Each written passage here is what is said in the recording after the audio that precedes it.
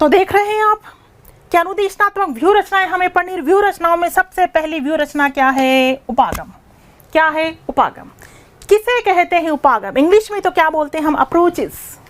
English में क्या बोलते हैं? अप्रोचेस। जस्ट उपागम किसे कहते हैं? देखिए, शिक्षण प्रक्रिया में सुधार लाने, आराम से समझना, आराम से समझना, तसल्ली से समझना।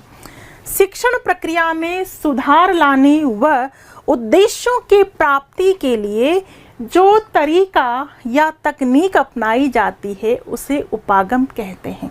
शिक्षण प्रक्रिया में सुधार लाने के लिए या फिर उद्देश्यों की प्राप्ति के लिए जो तरीका कि कैसे तरीके से टीचर को पढ़ाना चाहिए, कैसे हम बच्चों को पढ़ाएं कि बच्चे के समझ में आए और जब हम उससे कोई प्रश्न पूछे तो वो हमें जवाब दे सके।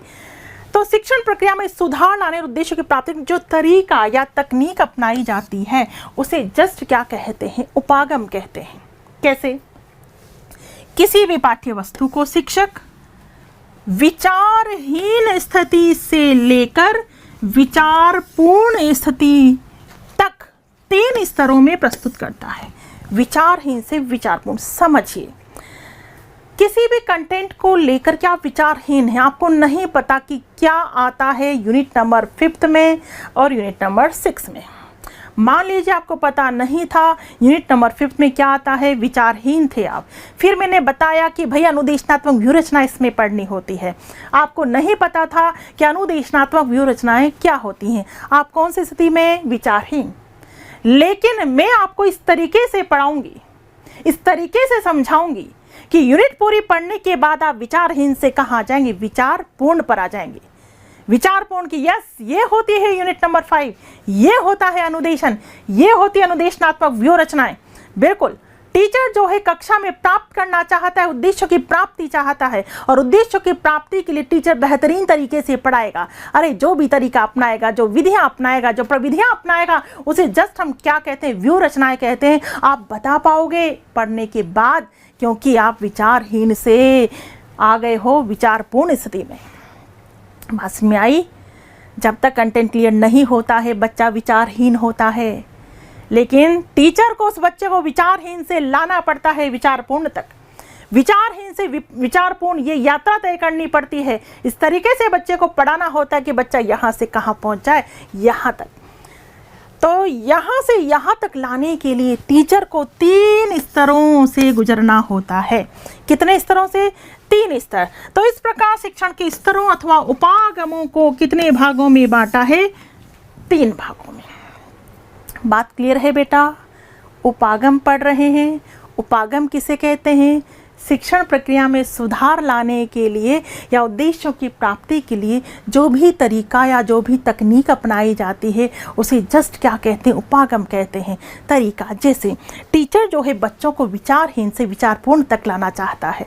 बच्चों को कुछ नहीं पता, लेकिन अब टीचर चाहता कि नहीं सब कुछ पता लगे। विचारहीन से विचारपूर्ण तक लाने में टीचर को 3 स्तरों से गुजरना होता है या 3 उपागमों का सहारा लेना होता है। और वो 3 स्तर या 3 उपागम होते हैं Herbert, Morrison and Hunt. Herbert, Morrison and Hunt 3 उपागम होते हैं। ठीक है, पहले हर्बर्ट शिक्षण उपागम से गुजरना होता है, फिर मोरिसन शिक्षण उपागम से गुजरना होता है और फिर हंट शिक्षण उपागम से गुजरना होता है। तो 3 उपागमों के बारे में पढ़ने जा रहे हैं, 3 स्तरों के बारे में पढ़ने जा रहे हैं। ठीक है, तो पहला देखिए। ठीक, पहला देखिए, पहला क्या है? हर्बर्ट शिक्षण उपागम। दूसरा क्या है? मोरिसन शिक्षण उपागम। बहुत अच्छे से आपको दिखाई दे रहा होगा। ठीक है, पहला है हर्बर्ट शिक्षण उपागम। ठीक, क्लियर? दूसरा है मोरिसन शिक्षण उपागम। नंबर 3 हंट शिक्षण उपागम। क्लियर? हर्बर्ट स्तर कौन सा है? स्मृति स्तर, मेमोरी लेवल। मोरिसन बोध स्तर और हंट चिंतन स्तर। हंट क्या है? चिंतन स्तर। कैसे? देखिए, सबसे पहले हर्बर्ट शिक्षण उपागम से हम गुजरते हैं। हर्बर्ट शिक्षण उपागम में सिंपली बच्चों को स्मरण करवाया जाता है। जैसे मैं आपसे कहूँ कि बताओ बच्चों उपागम कितने होते हैं, तो आप कहेंगे 3।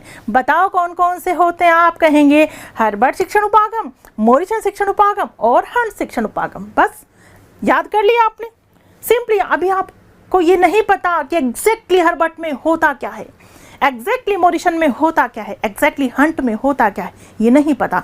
जस्ट आपको क्या करवा दिया, स्मृति स्तर।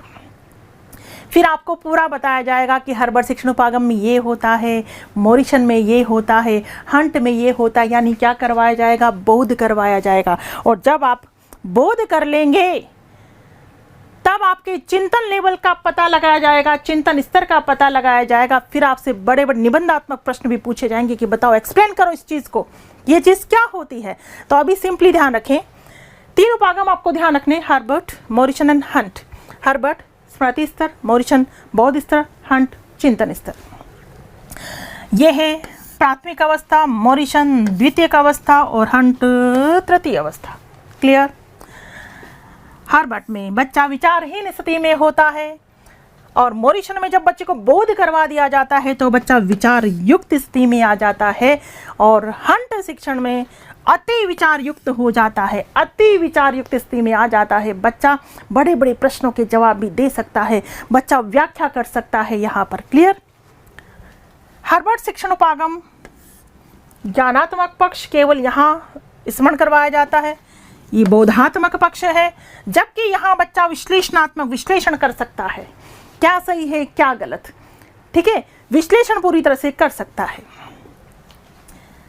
यहाँ तथ्यों को याद करता है, यहाँ बच्चा व्याख्या भी कर सकता है।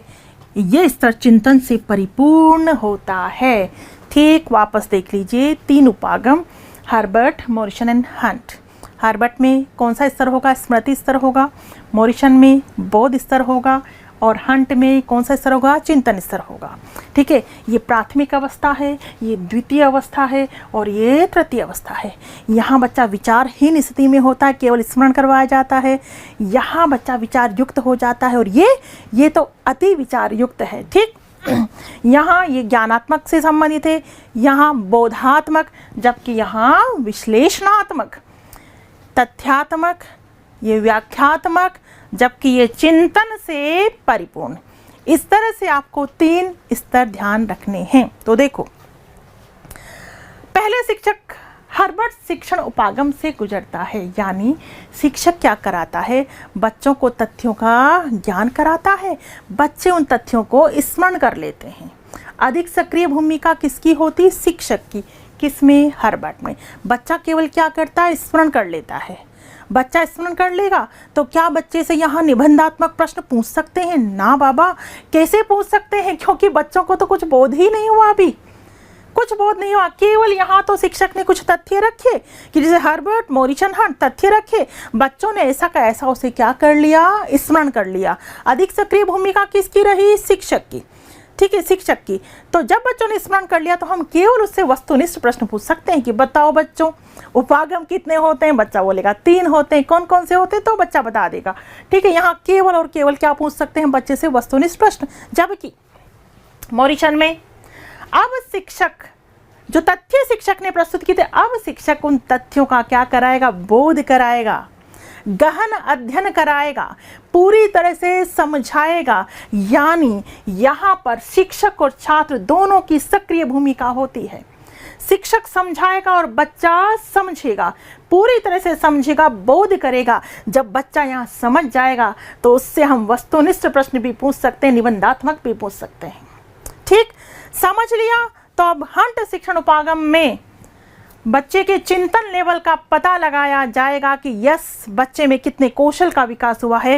निबंधात्मक प्रश्न उससे पूछे जाएंगे, बच्चा यहाँ निबंधात्मक प्रश्नों के भी क्या दे देगा, जवाब दे देगा। सिंपल वे में ध्यान रखना है हर्बर्ट, मॉरिशन और हंट को। ठीक है, डिटेल में भी एक बार पढ़ लेते हैं। देखिए इसमें क्या होता है। देखो, ये रहा हर्बर्ट शिक्षण उपागम। क्या होता है हर्बर्ट में, बता चुकी हूँ। इसमें शिक्षक तथ्यों का ज्ञान प्रदान करता है ना, तथ्यात्मक होता है ना, आपको पता है। हर्बर्ट वैसे भी क्या होता है, तथ्यात्मक होता है। शिक्षक तथ्यों का ज्ञान प्रदान करता है, बालक सीखे गए तथ्यों को केवल क्या करेगा, स्मरण करेगा, याद करता है। तथ्यों को उसने क्या कर लिया, याद कर लिया। शिक्षक अधिक सक्रिय और प्रमुख होता है। शिक्षक अधिक सक्रिय और प्रमुख होता है, जबकि छात्र निष्क्रिय और अनुसरण करता होता है। ऐसा कैसा? उसने अभी समझाया कुछ नहीं, टीचर ने केवल तथ्य रखे, बच्चों ने तथ्यों को क्या किया? याद किया। मूल्यांकन के समय वस्तुनिष्ठ प्रश्नों को अधिक महत्व दिया जाता है। कौन से प्रश्नों को? वस्तुनिष्ठ प्रश्नों को। तो ये बात किसकी हो गई? हर्बर्ट शिक्षण उपागम की। क्लियर? अब चलेंगे हम मोरिसन पर। मोरिसन शिक्षण उपागम जो द्वितीय अवस्था है, इसके द्वारा छात्रों में नियमों को समझने, विषय के गूढ़ भावों को समझने, तथ्यों को समझने, व्याख्या करने आदि की क्षमता उत्पन्न की जाती है। छात्र और शिक्षक दोनों कैसे रहते हैं? सक्रिय रहते हैं, क्योंकि छात्र सक्रिय नहीं रहेगा तो बोध कैसे होगा? दोनों सक्रिय रहते हैं। इस स्तर में वस्तुनिष्ठ प्रश्न, लघुत्रात्मक प्रश्न और निबंधात्मक प्रश्न, तीनों प्रकार के प्रश्न पूछे जाते हैं। बात क्लियर है? अरेज मोरिसन बोध स्तर, बोध कराया जाता है, बच्चों को समझाया जाता है, सबको समझाया जाएगा। ठीक है, गूढ़ भाव समझाए जाएंगे, तथ्य, व्याख्या, सब कुछ पूरी तरह समझाया जाएगा। शिक्षक और छात्र दोनों सक्रिय रहेंगे और बच्चे से वस्तुनिष्ठ प्रश्न, लघुत्रात्मक प्रश्न और निबंधात्मक प्रश्नों का इसमें क्या होता है? समावेश होता है। क्लियर? तीसरा क्या है? तीसरा क्या है? हंट शिक्षण उपागम, तृतीय अवस्था, चिंतन लेवल, हंट शिक्षण उपागम। इस स्तर का शिक्षण समस्या केंद्रित होता है। बच्चे के सामने क्या रखी जाती है भाई? समस्या रखी जाती है तथा छात्र के मौलिक चिंतन को मान्यता दी जाती है।